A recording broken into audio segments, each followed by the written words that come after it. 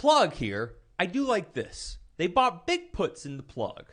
And I know a lot of people are long Plug and stuff like that. That's, to be honest, that's why I really like a downside play, because if everyone's long a stock and it starts to sell off, all those people have to sell, and it creates that snowball effect of selling where the stock can really liquidate. Hence the move in fuel cell today down 8%.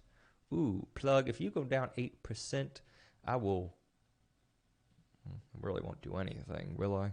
What can I do to Plug? I don't own an EV vehicle. But fuel cell sold off on earnings pretty hard, and it's been in the crapper. So Plug today, these were very aggressive bets. And I think these people will say, Lance, you know, we like you so much, we're going to buy the June options as well to the put. So look at this here in the Plug.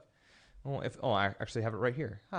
So Plug today, the first order was they bought the June 25th, so the next week expiration, of the 30 puts for around 130. Of course, I cannot hardly ever, I should say, get filled when they get filled, because when an institution buys 2,500 puts, not only does volatility go up in the options, but the stock usually goes down. So hence why we're up paying all the time. I'm trying to do ranges and positions like that, but that's how it works. An institution, when they buy such a big position, the volatility and the market makers, volatility goes up, then the market makers say, someone bought 2,500 puts, let's jack up the prices.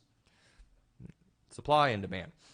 But also, too, a little bit later in the day, this trader came in and said, you know what, I'm going to buy the June, so this Friday, 30.5 puts. And they bought those around 1,100 times. And they sold calls as well. And the June 26 calls, I mean, they are deep in the money. So what does this mean exactly is what you're probably asking.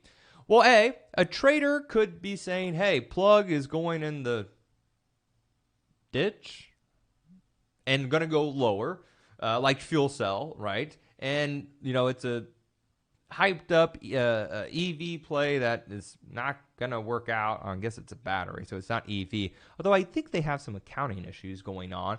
But the stock broke below the 8-day. It's probably going to break the 20-day if it sells off.